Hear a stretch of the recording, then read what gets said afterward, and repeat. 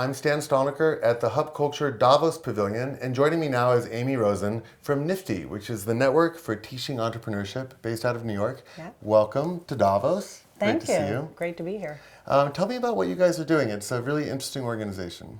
So the Network for Teaching Entrepreneurship, which is commonly known as NIFTY, was founded 25 years ago by a guy who was a former Ford Motor Company analyst and went to teach in the South Bronx in New York to try to make a difference. Miserable experience, losing kids left and right. So he started talking to them about business, which is what he knew about, and money. And lo and behold, these kids got totally involved in everything they were learning. So from that has evolved over the last 25 years. A very interactive curriculum that we provide for middle and high school kids all over the world now. We've hit 500,000 kids we've had the privilege of working with. Every one of them does a business plan, and every one of them has an opportunity to start thinking and acting like an entrepreneur. So whether or not they choose to create their own business or they choose to go into a company and be successful, and by today's work rules, you have to think entrepreneurially. Mm-hmm. So now we just work with low-income communities all over the world, and we train public school teachers. Sorry. How do you? That actually almost answers my question. The question I was going to ask was, how do you teach entrepreneurship? You don't think of that as being a process, but it sounds like you guys have that down, at least in terms of the pathway. Yeah, we do. So we think that if we can get 60 or 70 hours of a young person's time, we can actually change their trajectory. And the way we do it is, first of all, so we have a sustaining impact. We train public school teachers all over the world. So we've had 5,000 teachers to date go through NIFTY-U, which is a 4-day training process, to get them thinking about entrepreneurship and to get them thinking entrepreneurially. So not only do we just sort of come into a city and do this, we actually do it in public schools. We're a full course. And it's an opportunity to get that much of kids' time. So, and you know, there's a set of skills, there's a set of knowledge, and there's a set of actual activities that you can take young people through, and you can pop them. I mean, because often... Skills, knowledge, activities. Yeah, because often, you know, young people, particularly from challenged communities, have such a limited view of what success looks like. They're really know what their neighborhood looks like, et cetera, but they don't know outside of there. So the first thing we do is we take every young person to the local wholesale market. We actually give them money, give them, you know, the equivalent of US $25.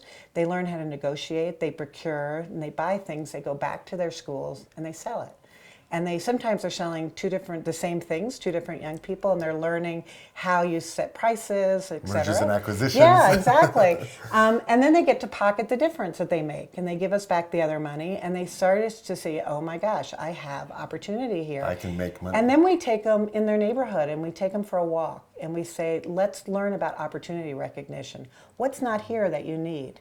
I mean, and as I was walking here with one of my colleagues, I said, what does Davos need? It needs a hub where people can actually stop and talk to each other and get things done outside the inside of the Congress Center. So it's just those kind of opportunity recognitions. So, that's fascinating. Yeah. So we have thousands of young people who tell this story much better than I do throughout the world. So tell me, this started in the U.S., but it sounds like it's really moved to a global platform now. Tell me a little bit about how you've been moving that globally and what kind of different challenges do you experience in different parts of the world, or is it kind of the same skills? Well, it's interesting. I just came back from our Chinese competition, and actually we are growing faster outside the U.S. than we're growing in the U.S. just because so many emerging economies, so many countries that are going through transformations get this, that, you know, that the young people have to think entrepreneurially. In China, there's a hunger to learn free enterprise, to learn what capitalism is. And so we're very much welcomed there.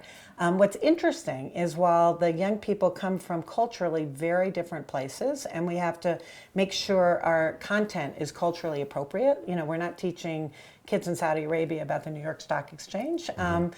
And often have a different, when I look at their ideas, they're global ideas. So, you know, whether they're apps or whether they're a local smoothie, if you look globally at what the ideas young people are coming up with, they're very, very similar. And now, what's interesting is now they can test these opportunities so quickly. They can literally go outside and put up a sign or get on the internet, right? Or if they're doing a t-shirt business, get the supplies so easily.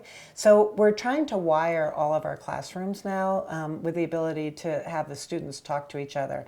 As well as the teachers to talk to each other and build sort of the digital tools that will allow that, because culturally they have so much to learn from each other, and their ideas are very parallel. So that's kind of just interesting observation. Great. So last question. Here at Davos, the theme this year is resilient dynamism. I keep getting that wrong. A lot of that involves resources.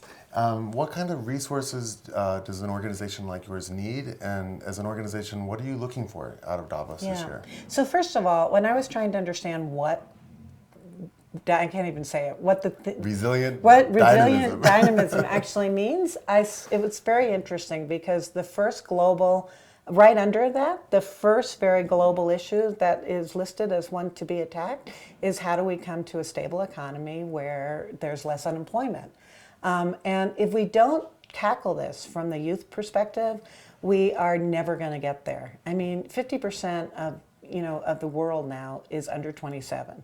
The fastest growing unemployment rate is among youth. I mean, there's 1.2 billion 15 to 24-year-olds on this earth today, and nobody can project more than 300 million jobs. So we need to create that. Even in the fastest growing economies, the gap is set is to go. huge. Whether it's in Southern Europe or the Middle East, you also see the social unrest that's resulting from this. So I love the theme because it takes us right to where we need to go. And while we need continuous resources to grow, and we need support from the philanthropic community, we need the support from corporate community, we need governments to understand this to build the agenda. It is relatively minor compared to what so many, long-term solutions are requiring. We recently put out a white paper, and we really asked for a call to action. We worked on a paper for WEF a few years ago, and it was a call to action was like every young person in the world should have entrepreneurship education. Where do we find you online?